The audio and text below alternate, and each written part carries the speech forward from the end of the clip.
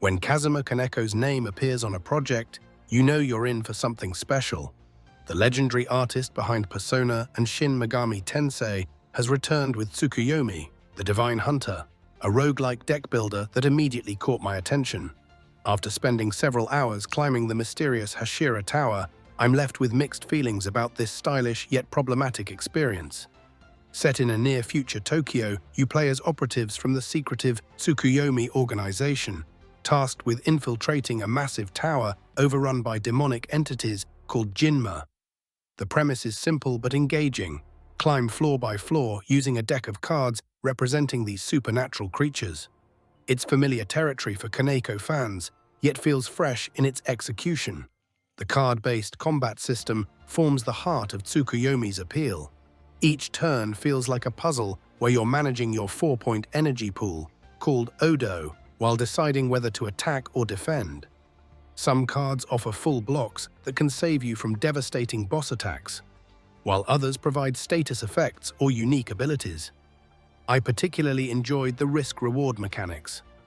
Cards with lockout traits disappear if you end your turn without energy, forcing careful resource management. The interplay between different Jinma cards creates genuine strategic depth. For instance, Fin McCool boosts other cards' defense by 10 points, a seemingly minor effect that becomes crucial during intense boss encounters. The bosses themselves deserve special mention. They're brutal, unforgiving, and absolutely thrilling to face. Each encounter tests everything you've learned, pushing you to optimize your deck and strategy. Even in defeat, I found myself eager to jump back in with new knowledge and better preparation. The blessing system adds long-term progression between runs.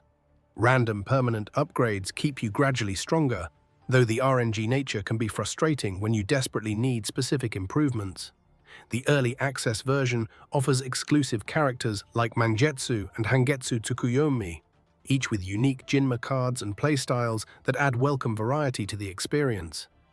What bothers me is how essential relics are locked behind this random blessing system. You might grind for hours before accessing basic quality-of-life improvements, a design choice that feels unnecessarily punishing for new players.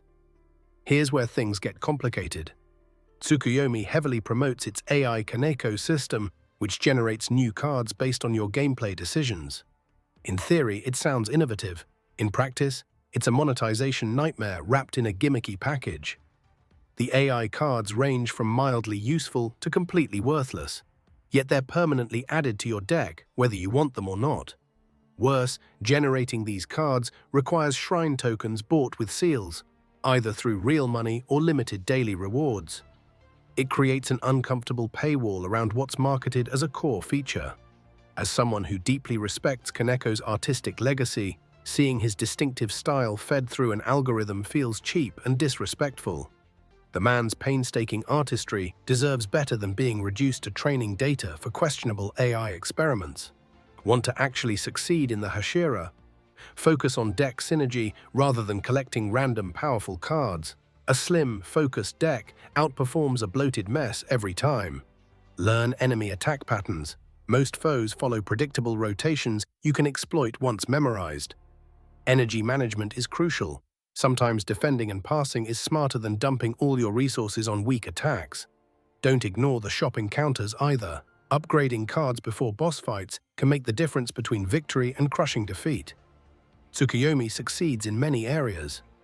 The atmospheric soundtrack perfectly complements the dystopian setting, shifting from eerie exploration music to pulse-pounding techno during battles. The core gameplay loop is genuinely engaging, with enough strategic depth to keep you thinking several turns ahead. The roguelike structure provides excellent replayability through multiple routes and characters. Each run feels meaningfully different thanks to the procedural dungeon layouts and random encounters with the Hashira's strange residents. However, the game feels unfinished and rushed. Translation issues persist throughout. Some routes remain incomplete, and the aggressive monetization strategy leaves a sour taste.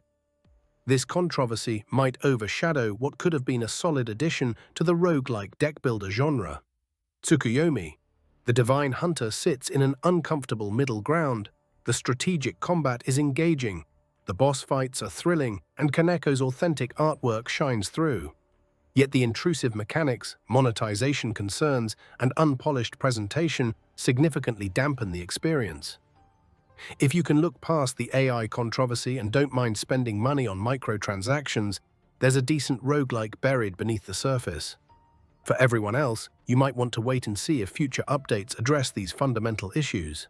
Kaneko deserves better than this mixed bag of brilliance and disappointment.